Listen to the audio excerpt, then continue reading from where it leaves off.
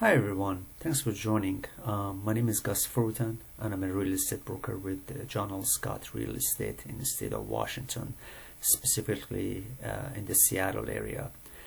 As we've been going through the second month of the stay-home order within the state of Washington and across the country dealing with this pandemic, a couple of questions have come up from my clients. One is around basically wanting to know how their real estate market is doing during this pandemic and how it's been impacted.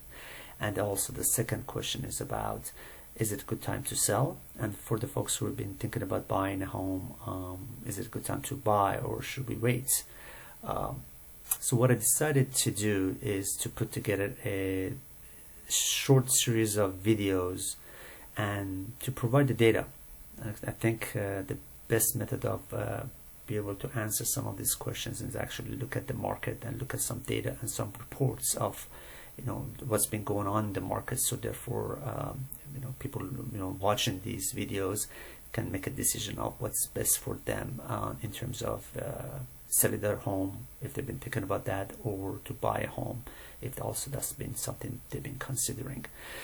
So with that, this is the part one, and today I'm going to be focusing on the city of Redmond. Again, the goal is for these videos to be short, not too long, and then so therefore I'm going to be picking up a few of the key data points and attributes to take a look at and to talk about. So I'm going to jump into it. What you're looking at is a tool that I use quite often. It's called Trend Graphics, and this is a great tool which provides a lot of information about the housing market in the area. It has a lot of capabilities and whatnot. So I'm not going to talk about that obviously, but what I'm going to do is basically I'm focusing on city of Redmond, and that's about it. Nothing else into it. I'm just going to keep it at a high level for now to give you some ideas of what's been going on. So there's a lot on the screen, so I'll try to focus the attention to the key parts.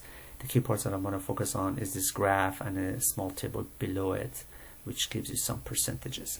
What this chart right now shows is light green is a number of homes for sale, dark green is what's sold and pending. So if you look at the April 20th to 2020, so this data, by the way, is as of end of April. We are in May right now, so data for May is not out yet. So this is data as of last month. But what it provides is a great product showing the trend of the last 12 months. So if you look at the April 2020 compared it to the April 2019, you see that, for example, back in 2019 we had 132 homes for sale that came into the market, and this year we had 95. So obviously things have dropped. Same with what's been sold. Last month the number was at 56. Now the last year was at 91. So if you look at the percentages, so the table below actually will give you some ideas of what's been going on. So if you look at current message last month, so basically April 20th 2020 to April 2019. So if you look at the for sale, it was a drop of about 28%. What's been sold is a drop of about 38.5 or 39%, and what's been going to pending in terms of transactions, is almost 50% drop from April from the last year. However, if you look at the month of April to month of March of 2020, so this is this section now, which you see, things are picking up. For sale, number of homes coming to the market has increased by about 26 or 27%.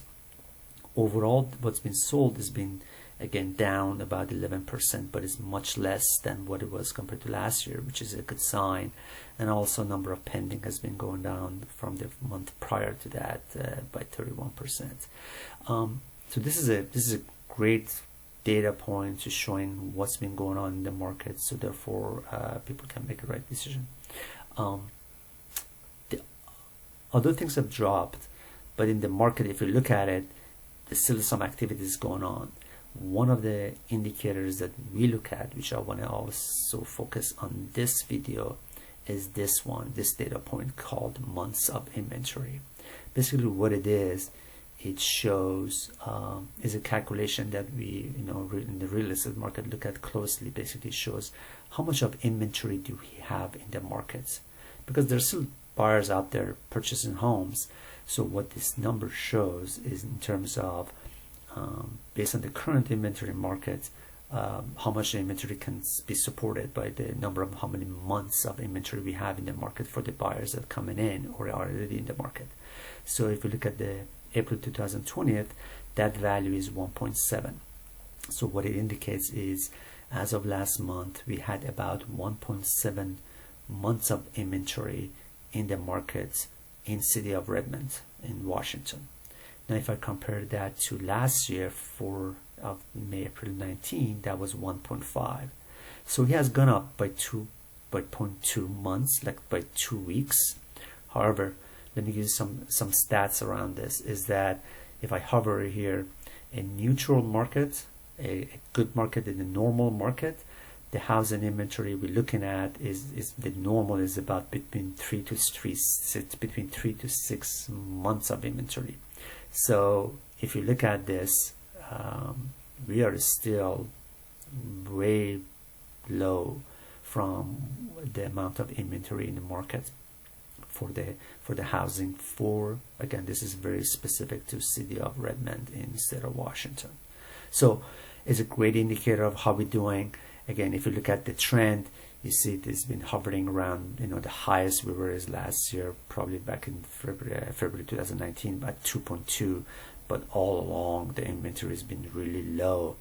Back in December, the inventory was even 0.6 because obviously the number of houses in the market is less, as well as buyers in the market are less. But it shows there is still demand out there for the homes to come to the market. There still is the transactions going on in the market, and city of Redmond, shows activity. Although it is down, as you can imagine, right? From March to April, it's been down.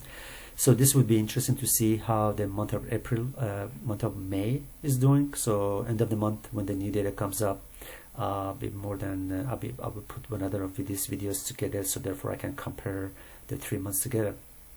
Again, this was a short video of showing some of the numbers.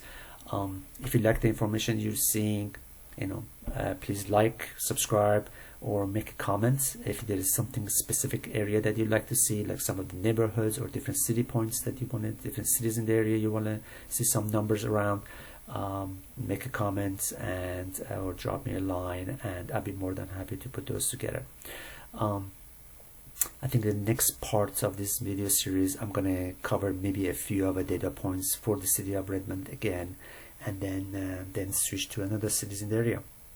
Thank you for watching, and stay safe.